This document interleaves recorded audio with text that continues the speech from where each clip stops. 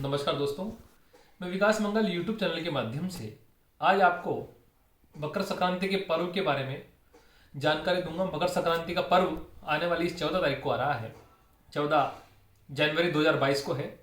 मकर संक्रांति का हमारे हिंदू धर्म में क्या महत्व है और मकर संक्रांति के दिन हमको किस प्रकार का दान करना चाहिए, इन सब वस्तुओं से संबंधित जानकारी मैं आपको दूंगा।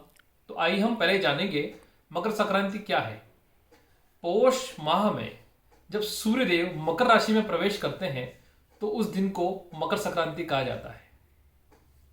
एक कहावत यह भी है कि भगवान श्री सूर्यदेव अपने पुत्र शनिदेव से मिलने के लिए इस पर्व के दिन खुद चल करके शनि महाराज से मिलने आते हैं, इसलिए इस पर्व का नाम मकर संक्रांति है। दोस्तों, मकर संक्रांति एक विशेष पर्व माना जाता है। मकर संक्रांति के दिन भगवान सूर्य नारायण की, भगवान श्री हरि की और शनिदेव की पूजा की जाती है। मकर संक्रांति के दिन विशेष विशेष प्रकार के द्रव्यों का दान किया जाता है। उन द्रव्यों को दान करने से विशेष विशेष प्रकार के कई सारे फल हमको प्राप्त होते हैं। तो आइए हम जानेंगे कि मकर संक्रांति के दिन हमको किन किन वस्तुओं का दान करने से क्या क्या लाभ प्राप्त होता है। तो सर्वप्रथम हम जानेंगे मकर संक्रांति के दिन गुड़ का दान करने से हमको क्या प्राप्त होता है। ये आप देख रहे हैं, ये गुड़ रखा हुआ है।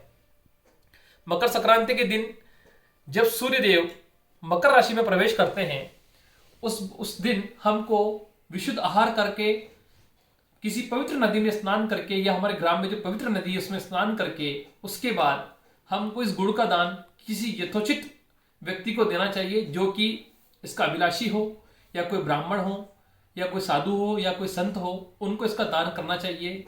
गुड़ का दान करने से मकर संक्रांति के दिन हमारे जो गुरु है, हमारी जो कुंडलिनी में गुरु नाम की जो राशि है, जो गुरु है, जो वनस्पति है, वो मजबूत होते हैं दोस्तों। इसलिए मकर संक्रांति के दिन गुड़ का दान किया जाता है। अब हम बात करते हैं मकर संक्रांति के दिन इस चावल की खिचड़ी का। ऐसा कहा जाता है मकर संक्रांति के दिन चावल और जो मूंग या उड़द से मिली हुई जो खिचड़ी होती है, साबुत खिचड़ी, इसका दान यदि किसी ब्राह्मण को किया जाए, या किसी साधु संत को किया जाए, या ऐसे व्यक्ति को किया जाए जो इसका वाकई में अभिलाषी है, तो हमारा जो शुक्र है, चावल का प्रतीक शुक्र है और जो उड़द है उनका प्रतीक शनि है, ये दोनों ग्रह मजबूत होते हैं और हमारे कई प्रकार के पापों को नष्ट करते हुए हमारे जीवन में एक सूर्य भगवान जिस प्रकार मकर राशि में प्रवेश करते हैं उसी प्रकार हमारे जीवन में ये उजाला उत्पन्न कर देते हैं। इन दोनों ग्रहों को प्रसन्न करने का इससे बड़ा अवसर कोई सा भी नहीं है। इसलिए आपको मकर संक्रांति के दिन इस चावलों की खिचड़ी का दान करना चाहिए। और ऐसा भी कहा जाता है कि इस दिन इस चावल की खिचड़ी को बना करके हमको सेवन करना चाहिए। इससे हमारा शुक्र बलिष्ठ होता है और हमारे शनि संबंधित जो रोग हैं, जो दोग हैं, वो दूर होते हैं। अब हम बात करते हैं गुड़ और तिल के लड्डुओं की। देखिए, सूर्य भगवान इस गुड़ और तिल के लड्डू से अति प्रसन्न है। गुड़ और तिल के लड्डुओं को जब हम किसी ब्राह्मण को देते हैं, या साधु संत को देते हैं, या किसी अभिलाषी व्यक्ति को देते हैं, तो शनिदेव हम पर बड़ी कृपा करते हैं।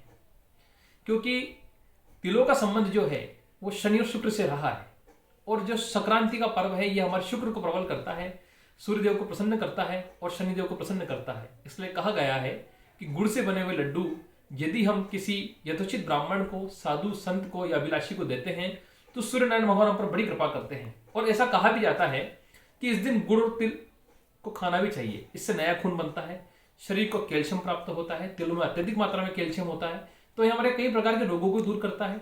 और ऋतु का जब परिवर्तन होता है तो शरीर के अंदर अनेक प्रकार के रोग जो उत्पन्न होते हैं उन सबसे हमको ये बचाता है। इसलिए इस दिन तिल कुटे का, गुड़ और तिल का बड़ा महत्व माना गया है। अब देखिए, अब हम बात करते हैं गिद्धृत की। इसको बोलते हैं घी।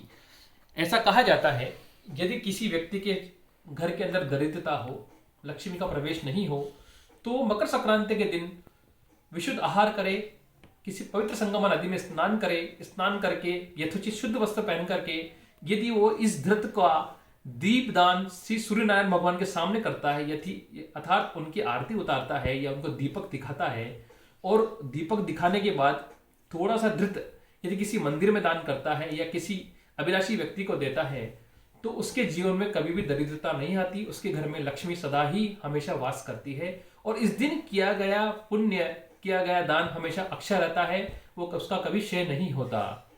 अब हम बात करते हैं इस ऊनी वस्त्र की। देखिए, ये वस्त्र है, ये वस्त्र है, ये रखा हुआ है यहाँ पर। इस वस्त्र को हम जब दान करते हैं ऊनी वस्त्र को, तो ऐसा कहा जाता है कि इस दिन यदि कंबल या शॉल या ऊन से बनी हुई कोई भी वस्तु यदि हम दान करते हैं ब्राह्मण को, साधु संतों को या अभिलाषी व्यक्ति को, तो ये हमारे राहु के अत्यधिक बुरे प्रभाव को नष्ट करने में मकर संक्रांति के दिन बड़ा ही लाभ मिलता है और राहु के दुष्प्रभाव दूर होते हैं। क्योंकि मकर संक्रांति के दिन आपको एक चीज और बता देता हूं, इस दिन किया गया दान अक्षय रहता है। इस दिन यदि कोई मंत्र की सिद्धि की जाए, कोई तंत्र की सिद्धि की जाए, तो ये विशेष पर्व काल माने जाते हैं। इनमें मंत्र, यंत्र, तंत्र, दान अत्यधिक लाभ को देने वाले हैं और सिद्धि को प्रदान करने वाले हैं। इन वस्तुओं के अलावा मैं आपको और कुछ चीजें देना चाहता हूं जो कि यहां मौजूद नहीं है मेरे पास।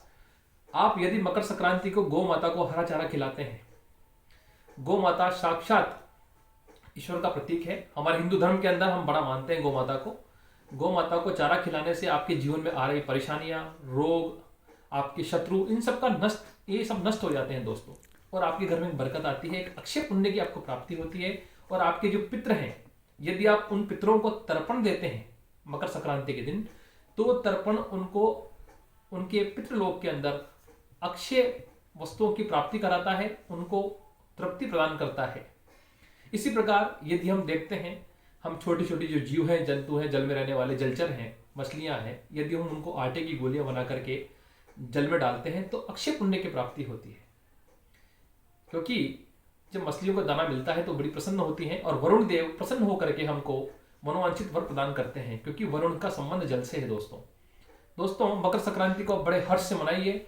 पवित्र होकर के स्नान करके, भगवान का संध्या वंदन करके, भगवान का पूजन करके, नवीन वस्त्र पहन करके और अपने श्रम के अनुसार, अपने बल के अनुसार को दान करिए, ना कि मेरे कहे अनुसार कि आप इतना करें।